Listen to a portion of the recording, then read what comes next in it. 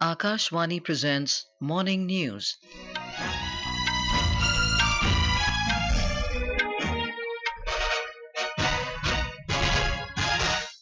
Good morning. I'm Anuja Kumar. The headlines. Prime Minister Narendra Modi to hold talks with Austrian Chancellor Karl Nehammer in Vienna today. Russia agrees to India's demand ensuring early release of Indian nationals working in Russian military. Bypolls underway for 13 assembly seats spread over 7 states. Finance Ministry urges private sector banks to extend more loans under financial inclusion schemes such as PM SVANidhi and PM Vishwakarma. Maharashtra government decides to recruit 50,000 young individuals to promote various welfare programs of both state and union governments. And in women's cricket, India beat South Africa by 10 wickets in the third and final T20 International in Chennai. And now the news in detail. On the second leg of his two-nation tour, Prime Minister Narendra Modi arrived in Vienna yesterday on a two-day visit to Austria. He was given a warm welcome from members of the Indian community upon his arrival.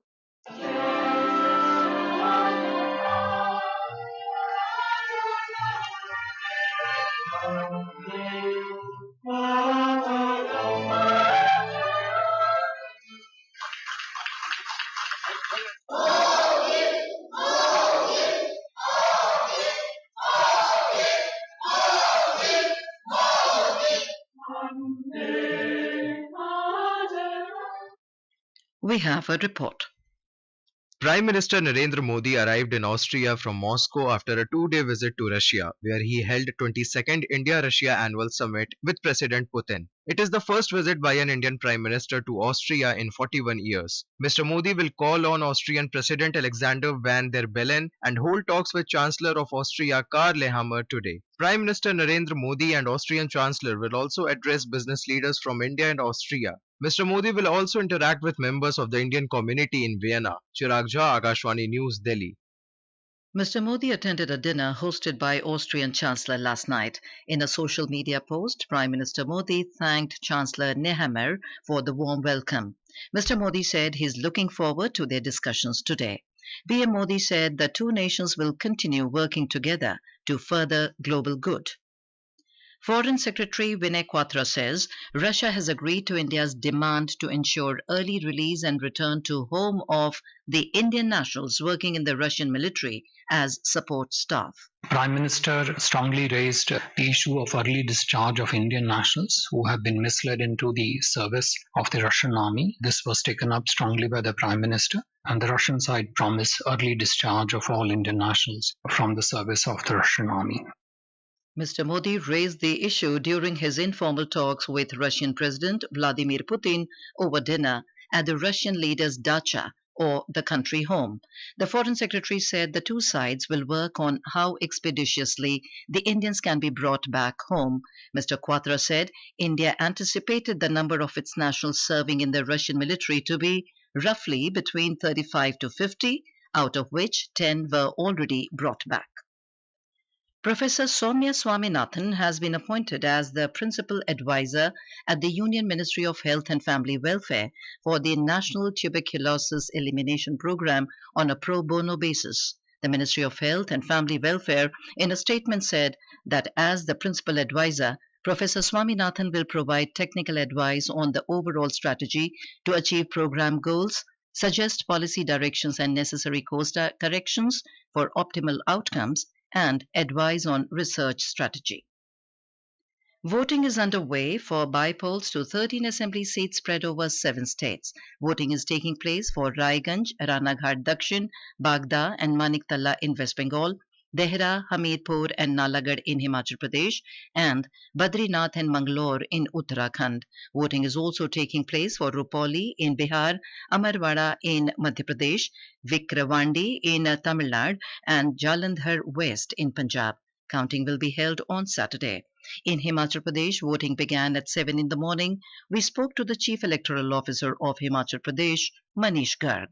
Today we have bypoll for three assembly constituencies of Himachal Pradesh, which is Dehra in Kangra district, Mirpur in Hamirpur district, and Nalagarh in Solan district. Total 315 polling stations have been set up for the polls.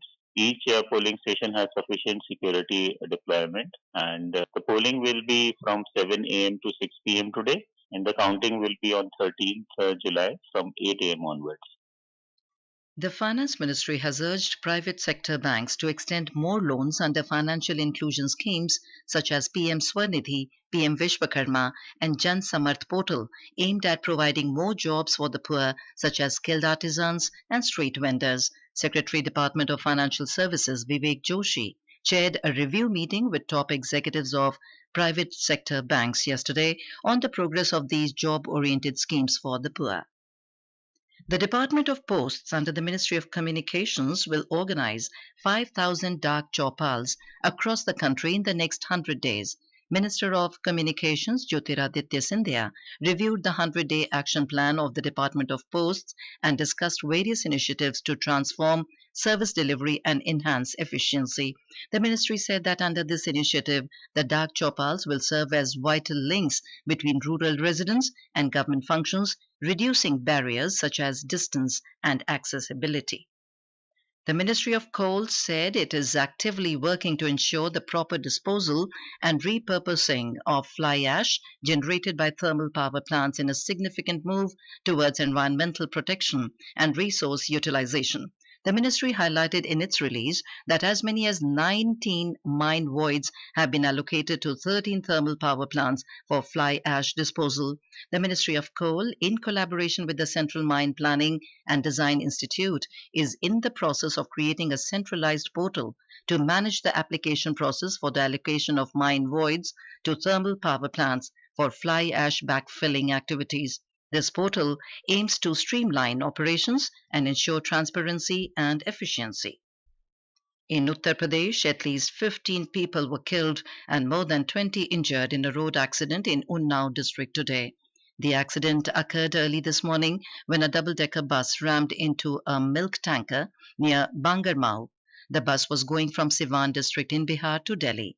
Many people died on spot as the bus broke into two pieces after the collision. Police and administrative officials have reached the accident site and rescue work is continuing. This is Akashvani giving you the news. For quick news updates round the clock, follow us on our X handle at AIR News Alerts. Welcome back to Morning News. The Maharashtra government has decided to recruit 50,000 young individuals to promote various welfare programs of both the state and the union governments. Higher and Technical Education Minister Chandrakant Patil told the State Legislative Council that they will be designated as Yojna Doots to disseminate knowledge about the government schemes.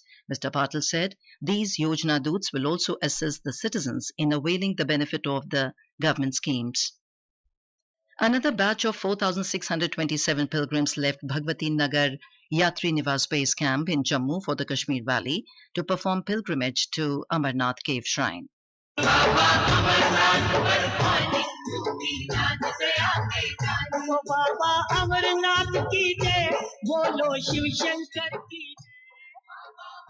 The pilgrims left the base camp in a cavalcade of 185 vehicles early this morning. The batch included 3,422 men, 1,027 women, 26 children, 137 sadhus and 15 sadhuis. Of these, 1,854 pilgrims left for Baltal at 7 past 3 a.m. and 2,773 for Pahalgam base camp at 33 past 3 a.m., from where they will proceed for their further journey to the Holy Cave. In weather update, the India Meteorological Department or IMD has forecast heavy to very heavy rainfall over northeast and adjoining East India during next 2 to 3 days. More from our correspondent. The IMD said that these conditions will be present over sub-Himalayan West Bengal, Arunachal Pradesh and Sikkim till tomorrow, and over Assam, Meghalaya, Odisha, Nagaland, Manipur, Mizoram and Tripura till the 13th of this month. These conditions will also prevail over Goa, Madhya Maharashtra, Karnataka, Gujarat and Kerala during the next 4 days. In North and Central India, heavy rainfall conditions will be present over Madhya Pradesh, East Uttar Pradesh, West Uttar Pradesh, Uttarakhand, Himachal Pradesh, Jammu, Haryana and Punjab during the next 2 to 3 days. Others for Akashvani News, Delhi. Flood situation is worsening day by day in the Tarai region of Uttar Pradesh. Chief Minister Yogi Adityanath along with Union Minister Jiten Prasad will visit Pilibhit and Lakhimpur Kheri districts of the region, which are most affected by the flood fury. After conducting the aerial survey, he is also scheduled to visit the flood victims and review the rescue and relief operations going on in these areas. We have more from our correspondent.